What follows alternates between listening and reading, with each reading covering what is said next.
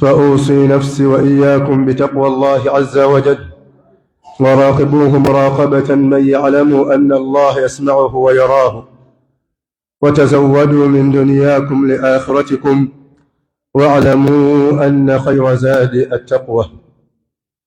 بغانا بانغا بيبتيا بانامو بيندي أباكم غاني وانو. السلام عليكم ورحمة الله وبركاته. Tunaingira masala nasabiddwa okusomesa ku sunna kyeki era amakulu gaakyo era kitegeeza ki era kirina ddaala ki eno mu busiraamu. Nja kutwala okwebaza eri abakulembeze b'obusiraamu sayidi eno Mitiyana Mubende, Sheikh Abbas nkulabyeko awo, nsaba Allah subhanahu wa ta'ala wemu obulungi.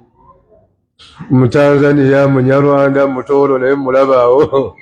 Nsaba Allah subhanahu wa ta'ala akwangwe bamubuuze kiji horo wano mu Tanzania munnange yawadde wano kuva kiro. Nsaba Allah subhanahu wa ta'ala abanyweza bawe mu kisinga obulungi. Amiru Musa, simanyi waze ovuga mbalaasi embuzi ezasoose eno omanyi ono mulunzi. Nsaba Allah subhanahu wa ta'ala abasiime. Kiseera kye muwaayo nsaba Allah kisse ku minzaani y'ebirungi byammwe. Namasaka tugenda okusaanuusa biidhini Rahman gajja kwetaagisaamu obwongo aye tuggule. Assalaamu alaikum wa rahmatullahi wa barakatuh. Ekisooka sunna kyeki? Ma ma'anaaha? Ekigambo sunna kiyina ensibuko mu Qur'an al-Karim ne mu hadithi Nabi Muhammadin sallallahu alayhi wa sallam. Era mu miteeko gya irimu kiyina entegeeza eyaki ey'enjawulo. Ntegerekese sunna mbanna aqida manhaj nkola.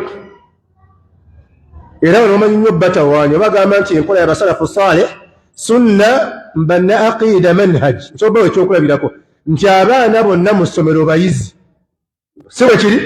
Ne mu bayizi abo mulimu abasaayansa n'abakola arts.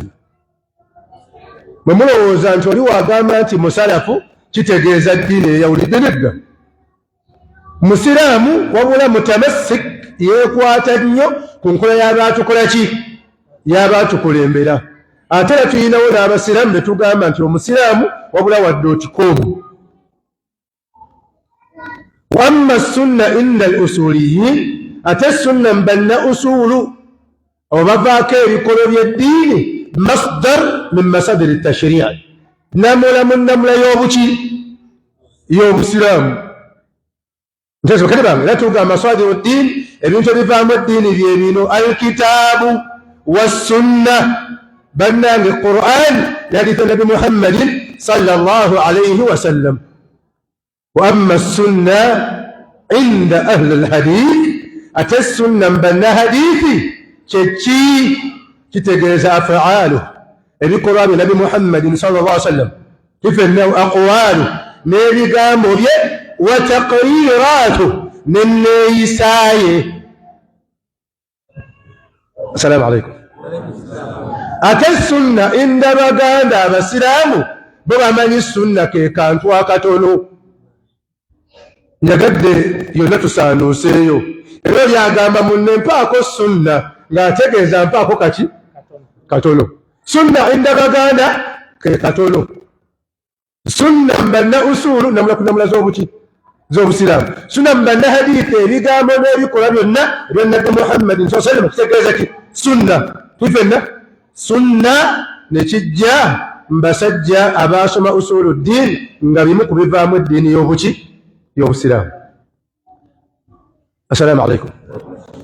Nja tugende kawolawola tubisaanuuse.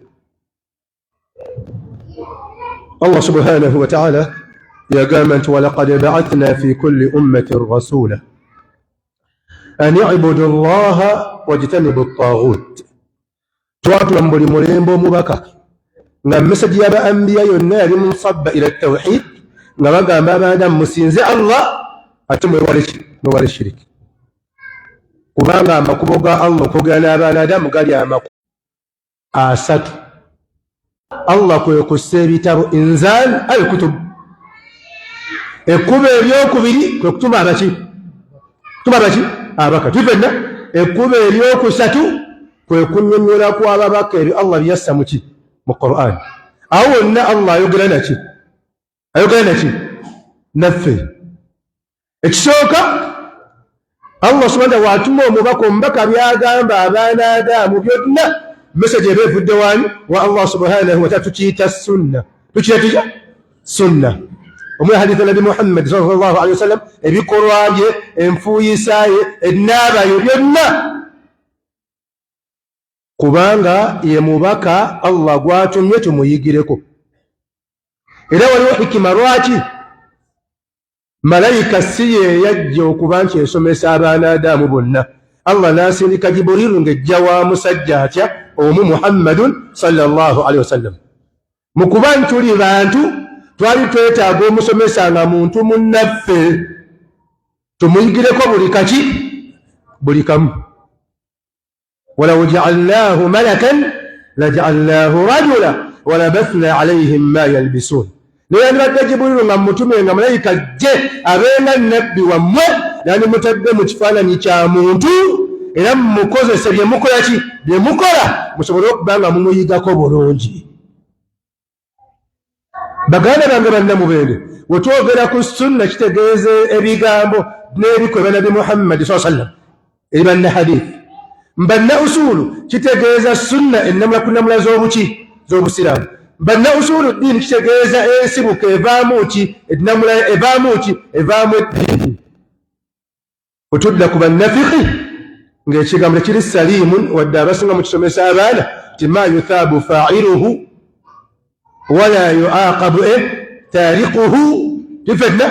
وأما هذه العبارة عبارة والدمجوية ليست على أكملها تريم بجف بواشي بوهي ولواتي nga kiraga nti omwana Adamu yeetaaga okukola sunna ddala okubaako ibada gy'akola gy'ayimirizaawo kubanga esswala ensala yaayo yonna eri mu sunna. Ogenda ku saala otya nga tosomye hadith, ogenda kunaaba otya janaba tosomye hadith. Assalamu alaikum.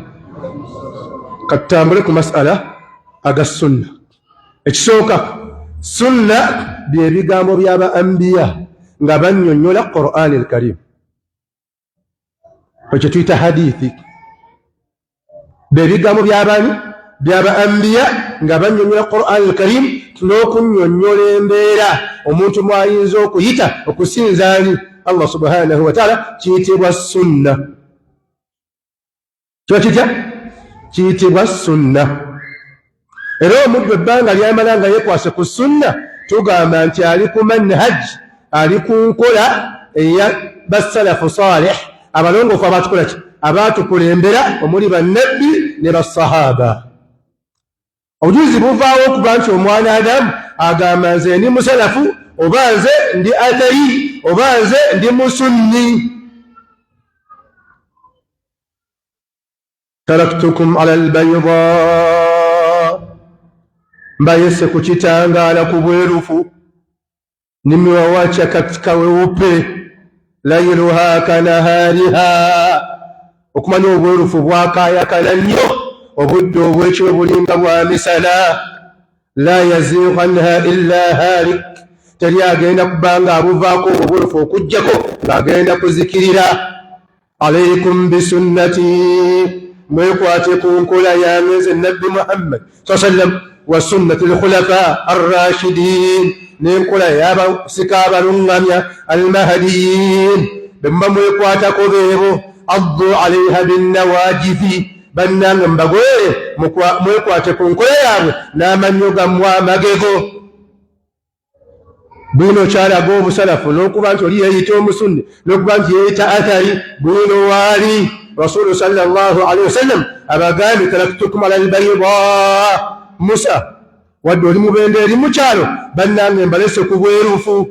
Lailuha kanahariha, okumanya buno obwaka bwerufu nnyo, obudde obw'emisana tebwawukana bwa kiki na bwakiro, obwekyo tebulinga bwa misana.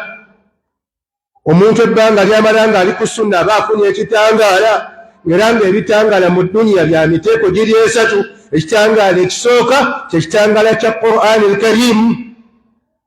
ekitangala ekyokuyo omuntu okutangala etawhidi ne Allah subhanahu wa ta'ala, ekitangala ekyokuyo omuntu okutangala n'essunna gwa Nabi Muhammadin sallallahu alayhi wa sallam nga tugenda bisaanuusa mu budde obutono. Bwino omujja gwe ogamba nti oli musalafu oba oli kunkola abasalafu salih, Rasulullah atugambye taraktukum ala albayda, mbalese bannane ku kitangaala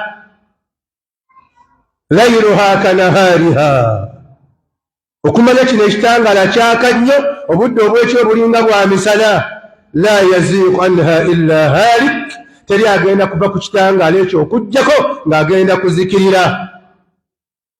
Alaykum bisunnati, mwekwate ku nkola yange, wassunna n'enkola y'abakhulafa arrashidin, abasika abalungamya almahdiyin, addu alayha binnawajidhi, shikamaneni na sunna tena kufuata sheria na kanuni za wale makhulafa na meno majego, na meno mwattu muchekwate ko n'amanya amaki amagego.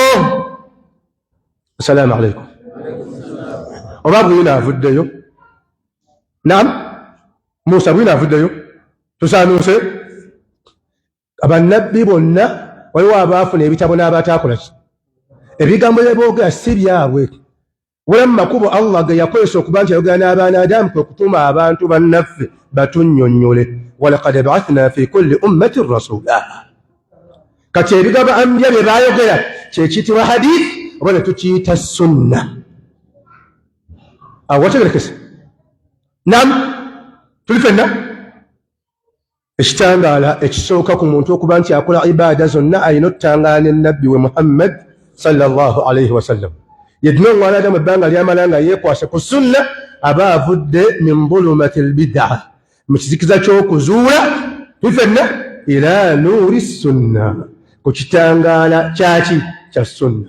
Lwaki kiyitibwa kitangaala? Kuba nabbi waffe Muhammad sallallahu alayhi wa sallam Allah yamuyita kitangaala nga yedina abazudde aba ali ku kizikiza. Ekitangaala ekikumulisiza yaani ye nabbi Muhammad sallallahu alayhi wa sallam. Naye sallam wabaamulisizza byamulisa nabyo babiyita batya? Babiyita sunna. Ntegerekese? Tufenna laqad ja'akum min Allah, laqad ja'akum min Allah nur, mujidde okuva eri Allah ekitangaala ni haqiqa kimewakujieni ni nuru wa kitabu mubin, na kitabu kiko wazi wazi kabisa. Tanzania amenisoma kati bannange atumulisiza feketulaga ye Nabi Muhammad sallallahu alayhi wa sallam sunna kyekitangaala. Lwaki Allah yamuyita kitangaala? Allah yamuwa chansi n'obuyinza okuba nti atumulisiza. Olw'aya egamba asmi bihim wa absir, bawulize nabyo gwe Muhammad era obalabise naki nabyo. Okuva mu kizikiza olina gwe Nabi Muhammadin sallallahu alayhi wa sallam. Ya ayuha nabiy inna arsalnaka shahida wa mubashiran wa nadhira wa da'iyan ila Allah biidhnihi wa sirajan munira. Oli mujulizi, olina amawulire agasanyusa nagakolaki n'agatiisa, okoowola abantu okudda eryani, ate oli ttaala eyakaayakana etya, eyaka okutujja mu bid'at, mu kizikiza ky'obutamanya okudda mu kitangaala kyaki kya sunna. Wabashiril mu'minin, wabashiril mu'minin bianna lahum min Allahi fadlan kabira. Abakkiriza mbamawulire ag'essanyu abategedde ekitangaala kya nabbi waabwe Muhammad sallallahu alayhi wa sallam nti ewa Allah bayina ebyengera binene. Wala tuti lkafirin walmunafiqin wada adahum, temugondera abakuffaru n'abannanfuusi, muleke ebinyiizo byabwe. Watawakkal ala Allah. Manhaj y'abasalafu salih ensibuko yayo eyo gyeva. Oba munsi ontegedde? Naam, muntegedde bulungi. Kati sunna, ono musunni, ono musalafu, ono athari, bino bitegeeza ensonga yeeta yemu. kitegeeza omwanadamu alladhi yatamassak eyeekwata ala ahadithi rasul kubigambo nabi Muhammadin sallallahu alayhi wasallam jabawa ekyokulabirako. Rasulu sallallahu alayhi wasallam basobola mu kumugoberera bamugoberera ne mu mbeera eyeewuunyisa. Hadithi ya Abu Darda, Rasulu sallallahu alayhi wasallam agenda okumala haja. Okumala haja Rasulu sallallahu alayhi wasallam yategeera Allah ali yamuwa ng'alaba emabega ne maaso. Yategeera nti ono omwana wali omwana Adamu amulinnya akaki akagere kuba kuketta amuketta alingiriza ananiniya alingiriza bw'ati amulaba amala haja kyaba mugamba nti owange ochaga kitegeeza Rasuli yali amaze okutegeera nti waakola ki wali n'amugamba ndeetera amafunfu gwago neerongoose naki kibata al-istijmar. Omusajja kyava aleeta amafunfu gwameka abiri n'agattamu n'obubi bw'ensolo manyi baga yagattamu obusa bwaki bw'eŋŋamiya. Kyava amugamba nti gane mafunfu gugokka wabula buno eno najisi gyalongoosa najisi gyedinaayo tukkiza kuba nti twerongoosa ate obusa bwaki bw'ensolo leeta effunfugu n'aleeta effunfugu eryokumeka. Rasulu n'akola istijmar ate nga kimanyikiddwa nti Nabi Muhammad sallam byenkizo byonna ebimuva mu qadhurat webigwa ku ttaka ettaka libikola ki libimira. Wakyali kyakuba nti asomesa nti idha ghaba alma senga amazzi gakola ki gabulawo okola bwoti n'atya ne bwoti. Rasulu kyeyagamba musajja ono nti onningiza kubanga yasomesa naye ng'asomesa mu kikolwa nti omuntu asobola okwerongoosa ekifunfugu senga aba talina maki nga batalina mazzi. Ate Rasulu kyeyagamba nti tonningiza ku lw'okubanga essaawa eyo yali agenda kufuna ilimu wabula ng'etambulira mu kikolwa ng'eri practical. Ekinaku namba 2 ya hadithi ya Ali ogamba nti ana rajulun madha ndi musajja atonnyesa amazzi ag'obutonde bwe mba ntunudde ku mukyala wabula fastahyaitu an asala rasul nawire ensonyi okubuuza nabi Muhammadin sallallahu alayhi wasallam bima indi bayni wa bainahu min alqaraba kubanga alina olubaata Allah okumulonda nti nabbi yalina entegeera ey'enjawulo ye alaba emabega ne maaso.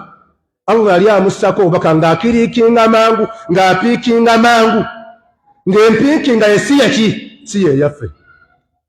Kati Ali agamba nti fa arsaltu bi Miqdad ibn al-Aswad natuma Miqdad ibn al-Aswad agenda amuliza Nabi Muhammadin sallallahu alaihi wasallam ku nsonga eno.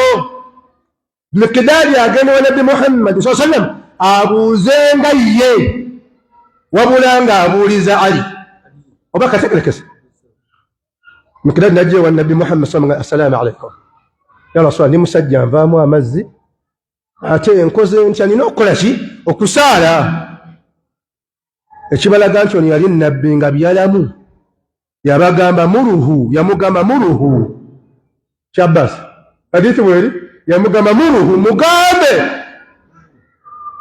ay yaghsila dhakarahu mugamba anaaza obwerere bwe thumma yatawadda luvannyuma afune ki afune wuzu. Ali namugali kyava amugamba nagambe buuza nga ggwe niye omusajja ng'akuzzeemu ng'ategedde nti nze akoze eki nze abuuzizza. Miqdad kyava amugamba nange bwentyo bwe mugambe ana rajulun madda mugambe nze atonyeza simugambe nti gwe atonyeza Ali. Agenda okumunnyonnyola ensonga qad sabaqahuma alwahyu ng'obubaka bwabakulembedde dda kubanga ono si muntu ng'abantu ababuki ababulijjo. Musomesa Allah gwe yakola ki bwe yalonda. Amanyine baga nti Allah okugamba sirajan munira okuba nti omwanadamu istanaara qalbuhu omuntu omutima gwe gwakaayakana ebbanga lyamala ng'amukkiriza ate n'ava mu kizikiza ebbanga lyamala ng'assa mu enkola Nabi Muhammadin sallallahu alaihi wasallam. Ekitangaala ekisooka okuba nti omwanadamu ategeera nti okutuma kw'aba anbiya tegwali muzannyo yali selection eya Allah subhanahu wa ta'ala nti ffe twetaaga nabbi waffe Muhammadin sallallahu alaihi wasallam era abeere nga kitangaala mu buwangaazi bwaffe. Kati omuntu okweyita omusalafu, okweyita nti nze ndi musunni, okweyita atali ategeeza badnange akoppera ddala ayigirira ddala enjigiriza n'enkola eya nabbi Muhammadin sallallahu alaihi wasallam. rusulan mubashirina mundhirin lialla yakuna linnas ala Allahi hujja ba'da rusul, babaka batiisa ate nga basanyusa muleme kwekwasa titemwategera bifa ku Allah wammwe. Ani atunnyonnyola ebifa ku Allah nabbi Muhammadin sallallahu alaihi wasallam. Ekitangala kisooka ye sunna, ekitangala nabbi ya Qur'an al-Karim. Qur'an al-Karim mangame nteneteme ku sunna ku manhaji njagala shawatu bisanu sizao. Qur'an al-Karim kyekitangala namba bbiri eragala okuba nti omwadamu atangala era atereere ayina kuddayo ku Qur'an al-Karim kulwokubanga mwe tujja eddiini. Masadiru ddiini, ebivaamu eddiini tuyina bino alkitaabu Qur'ani wassunna ne hadithi nabi Muhammadin sallallahu alaihi wasallam. Kati lwaki otangala n'ekitangala namba bbiri ti Qur'an kubeeyo evaamu eddiini? Togamba nti olina wogenda okujja eddiini awaala wonna nga tozzeeyo wansi kusoma Qur'an al-Karim.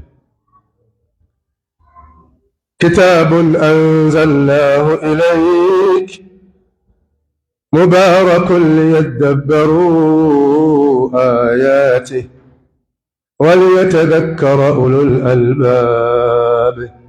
Kitabu kitakatifu kimejaa baraka ndani yake ili wa binadamu wazingatie hoja za Allah subhanahu wa ta'ala na kuwaidha wenye akili timamu.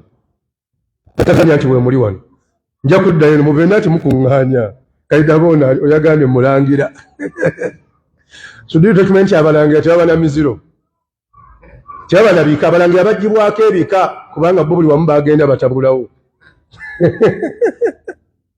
era nange ndi mulangira sebo mba mukabaka bemba musota oyinza okulowooza ndi ku level yo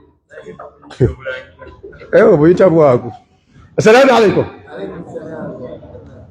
Ekyera ekitangala namba mmeka nga nakyo kitusindika ate era kudda ku nkola y'abasalafu saleh ye Qur'an al-Karim. Iffe tetwetegeera Qur'ani nga ffe agitunula nabbi Muhammadin sallallahu alaihi wasallam era nga eddiini tugijja mu hadith ne mu Qur'an al-Karim.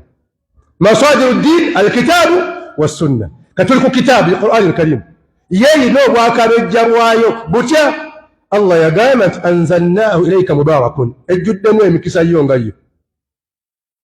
Ekyera Allah kyayagala muyo kwe kuba nti abanadamu bakola tadabbur, kuzingatiya, okwetegereza ayati amateeka gayo. Waliyatadhakkara, era mweruire nayo ulul albab, abayina amagezi amalamu obulungi.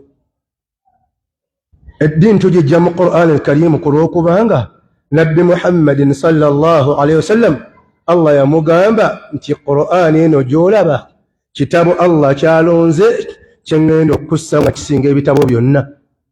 Allahu nazzala ahsana al-hadith kitaban mutashabihan mathani taqsha'irru minhu juludu alladhina yakhshawna rabbahum thumma talinu juluduhum wa qulubuhum ila dhikirillah.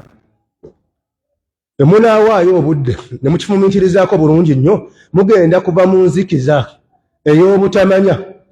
Lwaki Qur'an tugijjamu eddiini yejja abaana Adamu min dhulumatil jahl, nzikiza ky'obutamanya, ila nuuril ilm, ne tudda mu kitangaala ky'okumanya. Kyekitangaala namba meka? Namba 2. Innahu laqawlun fasl, ebyayo Allah agamba mbisengejjezza. Kitabu kitakatifu kimefasuliwa vizuri. Allah ebyakyo abisengejjezza bulungi. Wama huwa bilhazil, amna mchezo wala shaka au tatanishi ndani yake, temuli muzannyo wadde katemba munda. Kino kyekinnyonnyola ebifa ku ggwe, kyekinnyonnyola ebifa ku Allah subhanahu wa ta'ala, kyekinnyonnyola ggwani. Ngenda kuba ekyokulaba nga ndeeta ngenda kuba musajja mukulu yimuka Musa oli amini kati saawe ne walonze kabejja ndi ku muzindaalo. Assalamu alaikum. Abazungu bakola essimu bakola ki? Bagisaako akatabo akannyonnyola ebikola ki ebifa ku ssimu 5G okitegeera egenda mu raamu bwati ekyajingisa phantom biki ebyo bifa ku ki ku ssimu. N'emmotoka bwe guli alina zi logo buuku palo white kategerekesa ya gia 8 V8 nyarukaaga pepepe. Allah watonda omwanadamu yamussa Qur'an al-Karim na Qur'an ennyonnyola oyo atonze ne gwe bakoze eki bannange.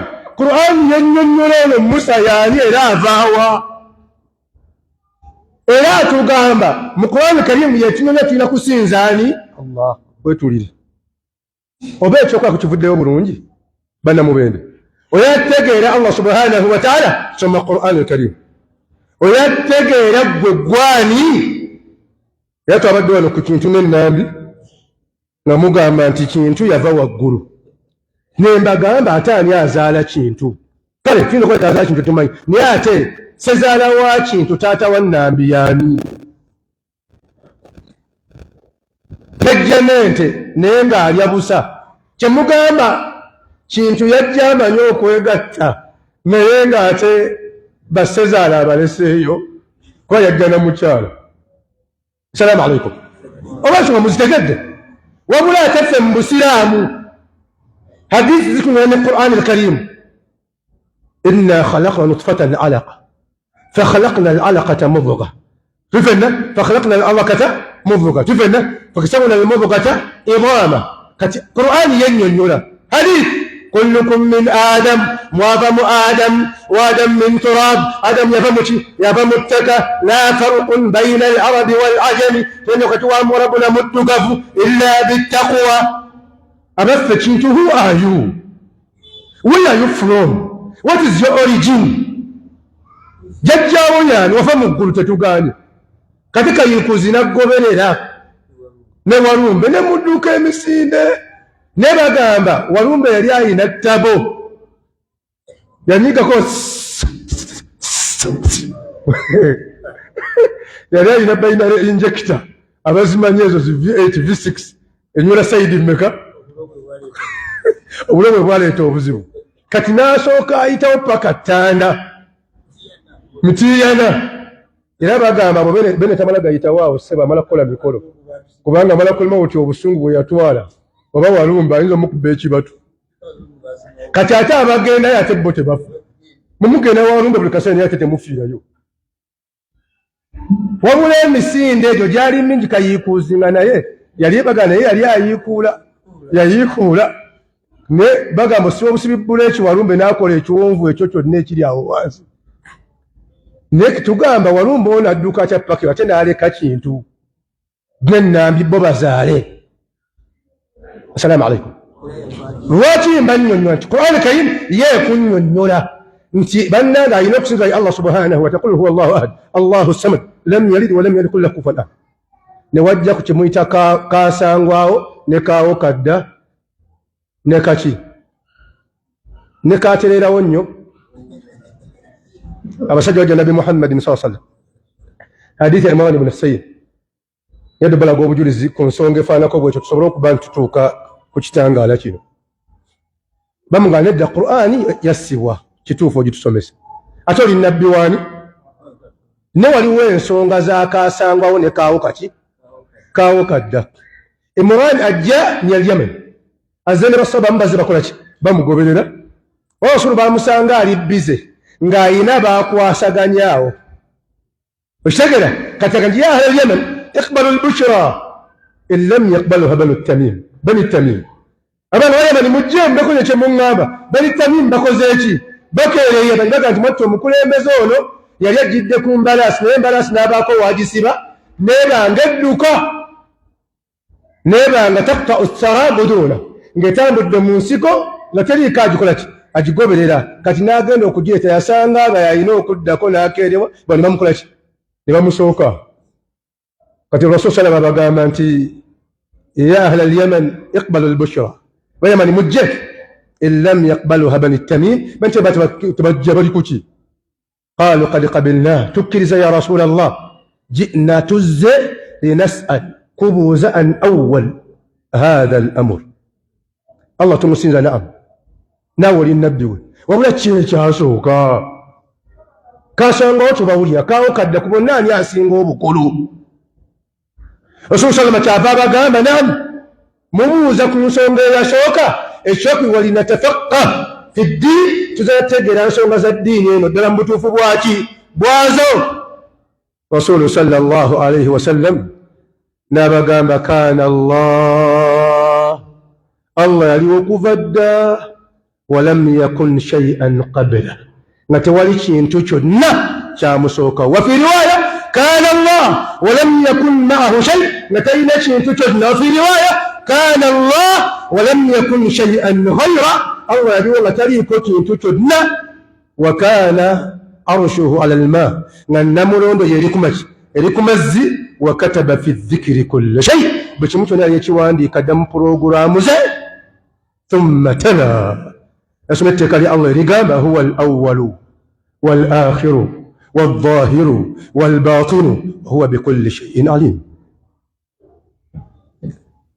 كستولي ياتي انتوك نكاسان كاو كدا بنانج الجيري ياسو كاو بانكوكو duko yashoka wo bajji nedde jiri ali wona muvamu enkoko kata tajina ani yali bugumya na balishita batya ani yali imamira nedda enkoko yali wona nga tewalijji wa professor mbijjawa enkoko yali wo bajiri yaliwo checha asoko jiri yali ashoka tubulire Allah yagamba bugambi kibene kiba kati eddiini eno tetujisjambe sitole bya wakayimana wangu nedda tujijja mu Qur'an al-Karim era nga kyekitangala namba mmeka lwakitangala namba 2 Allah ganti dhalika al-kitab la rayba fihi hudan lilmuttaqin kitabo ekiri mu kubuusabuusa kirungamya abatya Allahu subhanahu wa ta'ala alhamdulillahi alladhi anzala ala abdihi al-kitaba wa lam yaj'al lahu iwaja sunna mu Qur'an mumo tuzobanti sunna mu Qur'an era tulina okuba tuzigobera iye obujuzi mwebuli mu Qur'an al-Karim nga tulina okuba tugenda nabi Muhammadin sallallahu alayhi wasallam okuva ku bannabbi abasooka waqul ihbitu minha jami'a faimma yatiyannakum minni huda faman tabi'a hudaya tulina okugobera nabi Muhammadin sallallahu alayhi wasallam badnange ujuzi mwebuli mukola tulina kugobera sunna na Qur'ani yekusindika okugobera sunna وقل الحق من ربكم فمن شاء فليؤمن ومن شاء فليكفر الله قال ما دي abagambe byatuka tulina bikkiriza mubujuzi bwa tulina kugobera sunna tena kubujuzi buli mu Qur'an iye qul aminu bihi aw la tu'minu mbikkira tambikoza ki tambikkiriza era ngokuwangala kwaffe okutuufu n'empangala yaffe ennungi tuyina kuddayo kuwuliriza bulungi Qur'an al-Karim nakussa mu nkola mateeka Allah ge yassa ku nabbi Muhammadin sallallahu alayhi wasallam kaawo kadda kaasangwawo Qur'an egamba nti huwa al-awwalu wal-akhiru wal-dhahiru wal-batinu wa huwa bikulli shay'in alim nawajjabu ila laga nabi Muhammadin sallallahu alayhi wasallam yabagamba nti huwa al-awwalu walam yakun Allah yatandikawo yewentandika nga tewali kintu kyonna wal-akhiru ate yasembayo wal-dhahiru wakungulu mwerefu wal-batinu wa munda nnyo rasuli yasomanga edduwa egamba nti Allahumma anta al-awwalu falaysa qablaka shay wa anta al-akhiru falaysa ba'daka shay wa anta al-dhahiru falaysa fawqaka shay وانت الباطن فليس دونك شيء yagisomanga ekiraga nti badnanga agamanya galyana gegalaga awwaliya obwentandikwa bwa Allah obutaliiko ntandikwa ate obulaga enkomero ya Allah obutaliiko ki nkomero obw'omundawe obutalaga nti agenda kuggwawo innama almu'minun alladhina idha dhukira Allah وجلت قلوبهم وإذا تليت عليهم آياته زادتهم إيمانا وعلى ربهم يتوكلون الذين يقيمون الصلاة ومما رزقناهم ينفقون أولئك هم المؤمنون حقا لهم درجات عند ربهم ومغفرة ورزق كريم.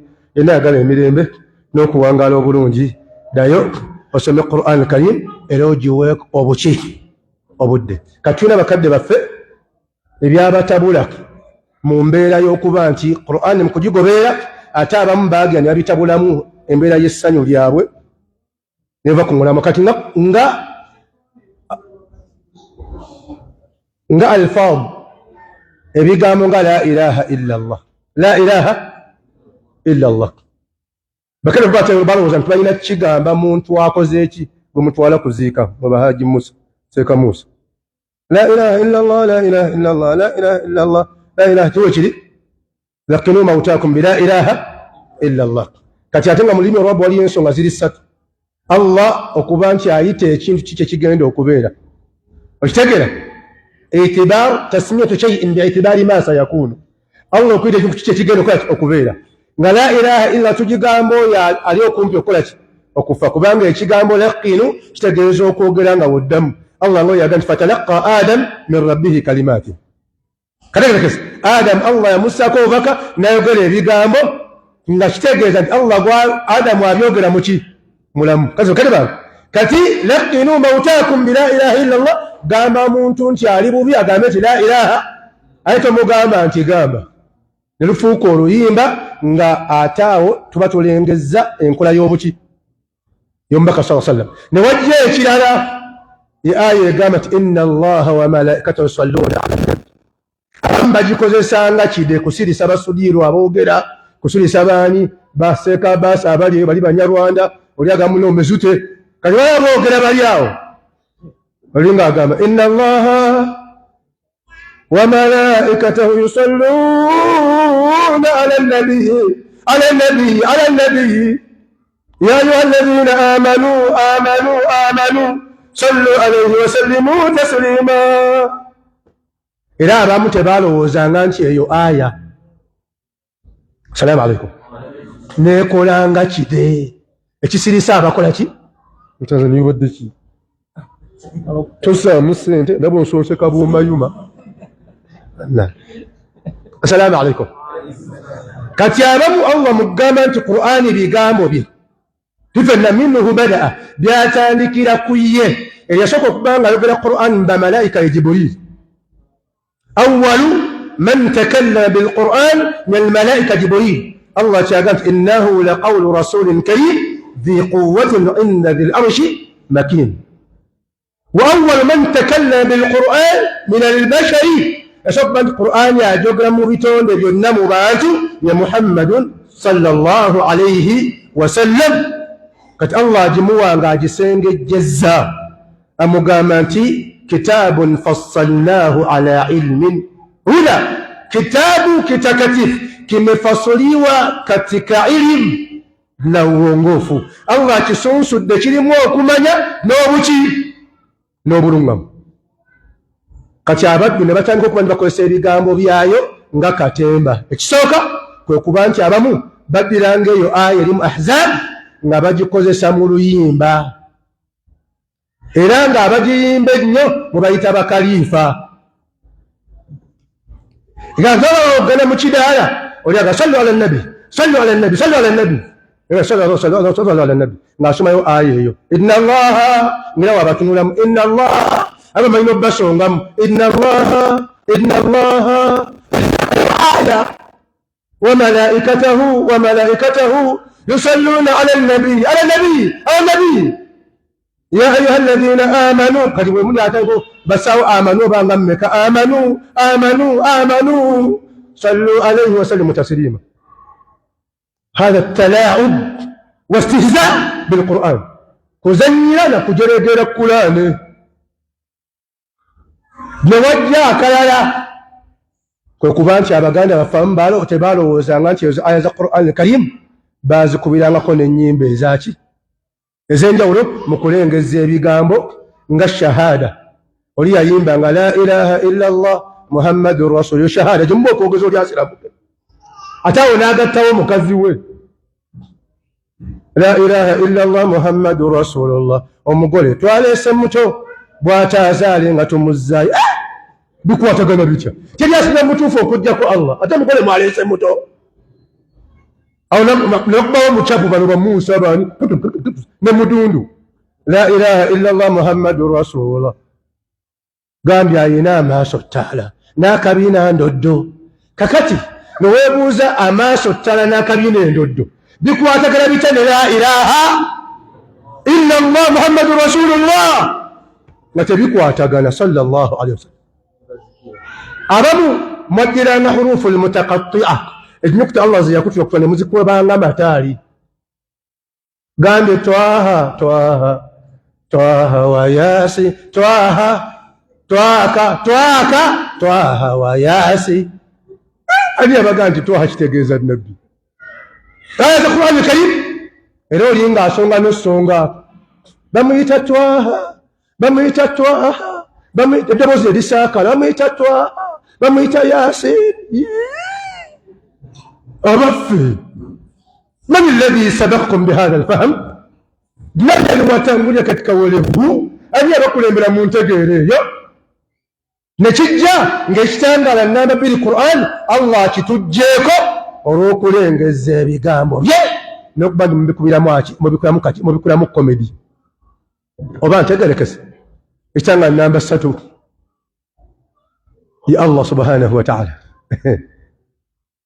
waliwo ensonga lwaki musembezaayo tugambye ekisooka ye Nabbi Muhammadin, ekyokubiri ya Allah ekyokubiri ya Qur'an al-Karim, ekyokusatu ya Allah subhanahu wa ta'ala.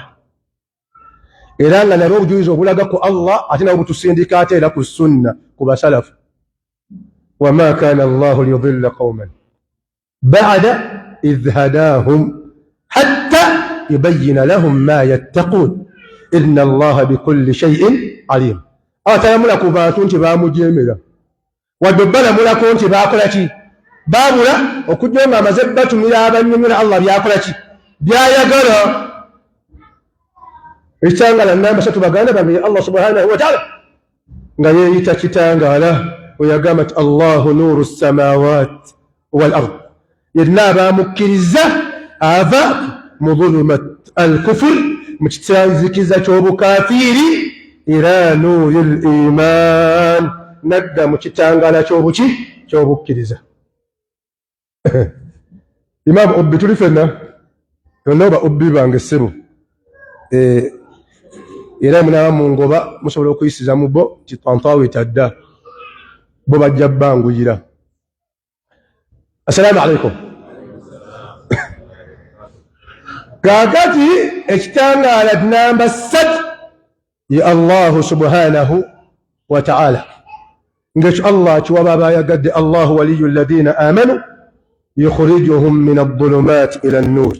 الله مقانو قوابك كريزة أبجا متزكزا نابتوالا متكي مجتانغالا والذين كفروا أوليهم الطاغوت أتابع كفار بهم قالوا قالوا يا شيطان يخرجونهم من النور أبجا مجتانغالا إلى الظلمات يبزا متكي متزكزا. الله يتجتانغالا من القرآن الكريم بفيريان جولو الشوكة يا آية قامت الله نور السماوات والأرض. الله تجتانغالا شاما قروا مسافو ليسو مسافو مثل نوره كمشكات فيها مصباح المصباح في الزجاج. جاء آية يتم تفسيرا وتفصيلا قال بسينغا أبتون الزيت والوزانتي وزيتون تتجز زيت زيتون وبلا أي آية تجز الله نور السماوات والأرض. أما قوة قاسوكا الله جنبي لكل الدنيا ينيني بيو ما قولوا مسافر ليسو ومسافر مثل نوري كمشكات يابرون مكوليا بيبننا باتوا بمسينزا وهو تفانا كمشكات فيها مصباح تفانا ولا بيتشتانغالا إيشاكا ولا نقو كواكا كواشا تفنا kulinga omusubbawa nga gwakira munda mu girasi. Almisbahu fi zujaja, nawe noddira egirasi amanyi ttala z'omukono ezo unambeeramu okwaka. Azujajatu kaannaha kawkabun durri, okwaka okwo kwolinga olaba emmunyeenye addurriyu eyaka wabula mu kwaka ng'oyinza okulowooza mwezi naye nga si muki. Abamu bagiyita zuhura tifenna.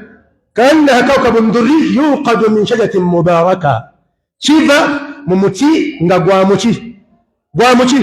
mukisa. Wano ekigambo omuti tekitegeeza muti ogwa buki, kubanga ekigambo shajara mu Qur'an Karim kyajja nga kitegeeza okutabuka. Fima shajara ne wajja ekigambo shajara nga Allah ategeeza kalimatu tawhid. Kalimatu tawhid tufenna. Allah naata ekigambo shajara nga kitegeeza omuti ogw'omunaaru jahannam. Shajaratu zaqqum ta'amun athim. Allah nakozesa ekigambo shajara ng'ategeeza omwana Adamu akkiriza Allah subhanahu wa ta'ala, kubanga omuntu mu nkula ye alinga woolaba omuti era oguyina amatabi.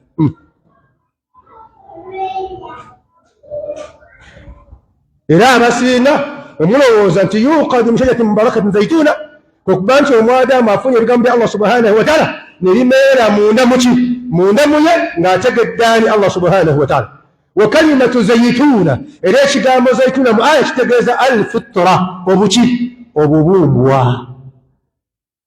Yuqadu min shajaratin mubarakatin zaytuna, ebigambo bino bikulira mu bubumbwa bw'omwana Adamu, la sharqiyatin wala gharbiya, ng'obubumbwa obwo tebuliiko mashariki wadde ki magaribi. Yakadu zaytuha yudhi, obubumbwa buli bwennyini butangaala. Walau lam tamsashu nar, okwaka kuno omuntu kwayaka ng'ayina Allah we atangala wadde tebamukolezezzaako kati kabiriiti. Nurun ala nur, kitangaalako kitangaala. Yahdi Allahu binurihi man yasha, nga si ekitangaala ekya ttooki, si ekitangaala ekya ssimu, bakiyita nurul iman, ekitangaala eky'obukkiriza omwanaadamu nga akhrajahu Allah amugje min dhulumati al-kufr, mu kizikiza ky'obukafiiri ila nuril iman, n'amuleeta mu kitangaala eky'obukkiriza. Sokale bangu ekyokuba ku nsonga ya shajara n'ekitangaala. Daraba Allahu mathala kalimatan tayyiba ka shajaratin tayyiba asluha thabitun wa farruha fi ssama tu'ti ukulaha kulla hiin biidhni rabbiha. Era eyo aya tetegeeza muti gwe mumanyi. Ekyo ekigambo Ibn Abbas bagamba nti eyo aya ekigambo shajara kitegeeza mwana Adamu. ضرب الله مثلا كلمة طيبة كشجرة طيبة. أبو آدم اليامل كلمة لا إله إلا الله إنك تفكر بواجينا أبا نمشي متي كشجرة طيبة أصلها ثابت، مكوبان تعتقد الله أفانا متي أقولين جدا متي متكا نمشي نمي لا أبا فام وفرها في السماء. Baada mti huu kumea na kupata rutuba nzuri na kusimama wima, matawi ya mti yanaenda juu. Amatawi kwa mti kagenda wachi. Kwa kubanchi omwadamu akola emirimu nga mirungi nga agikwedde ku aqida ki ntuufu fenna, Allah n'agikkiriza nejambuka wachi.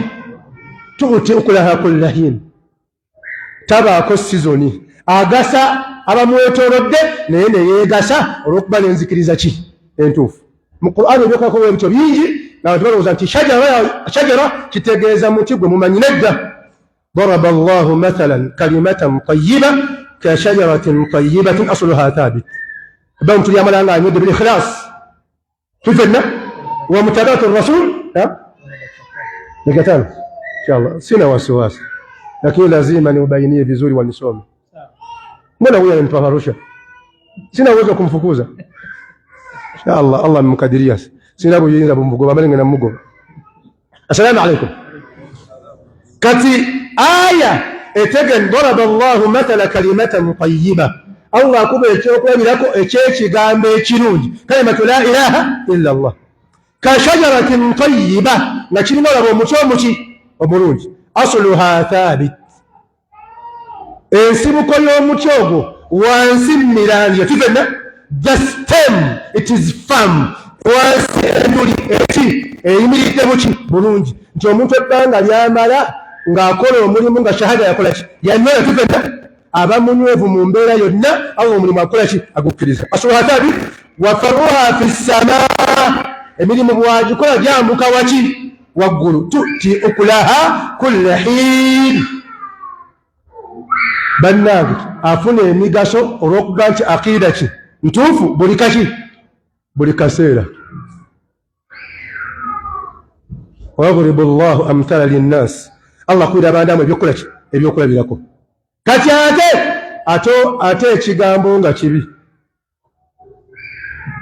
kalimatan khabitha ekigambo nga kiki eyo aya etegeeza musiraamu na mukafiiri nti ebbanga lyomala ngaogattako allah subhanahu wataala yedna abanga omuti ogunywedde tufenna amatabi gambuka waki fenna yonakkiriza allah subhanahu wataala era ng'akola ng'agwa nabi muhammad saa sallam ng'alina ne ikhilaasu muki mutima oyo emirimu gyegikola ki gyambuka ate kalimatan khabitha ate atoola shahada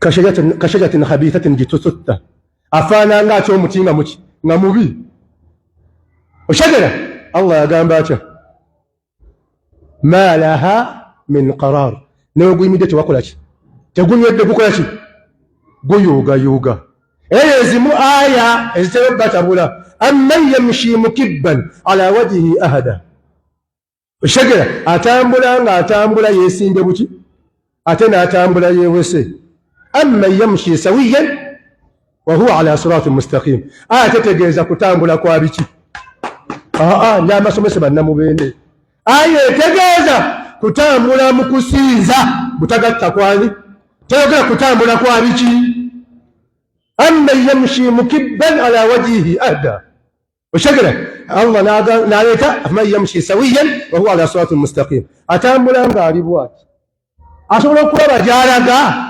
nedda ate atambula ng'ali bwati aya etegeeza alladhi yabudu llah asinga allah subhanahu wataala ohuwa ate ng'amukola ki amugattako naye gy'olaga okola ki oteeka ottomera ate atambula ng'ali bwati atuuka bulungi gy'akola ki gy'alaga kati allah kitangaala ng'ekitangaala kya allah kitegeeza al imaanu bih omukkiriza wamtithaalu awamira n'okussa mukola byeyakola ki byalagira tufenna ijtinaabu maanaha n'okuba nti omwadamu yeewala allah subhanahu wataala byeyamukola ki byeyamugaana yambate n'etteka lya allah erigamba nti wa yauma alqiyama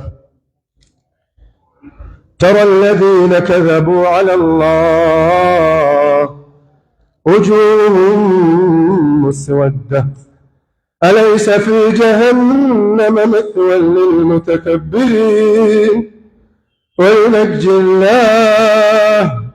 وينجي الله الذين اتقوا بمفازتهم لا يمسهم السوء ولا هم يحزنون الله خالق كل شيء وهو على كل شيء وكيل سأل الله سبحانه وتعالى أبقى سنبيو واتوكي يقول نقول القيامة بنا أبيفول أبالكم السلام نتبابوا ليكم الله قينا كبانغا ababikula ng'ebyenywa ebiddugavu inna alladhina yulhiduna fi ayatina la yakhfawna alayna abazanyira katema amateeka ga allah ne musaka enkuba ne musiba n'ebitambala allah temuyinza mwekwekako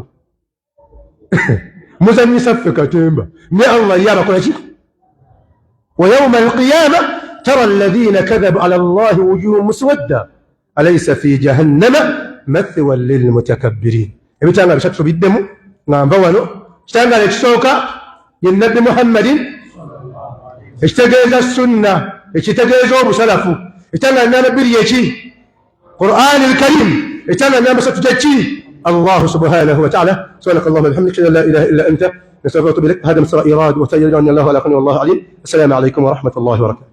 عليكم السلام ورحمه الله وبركاته.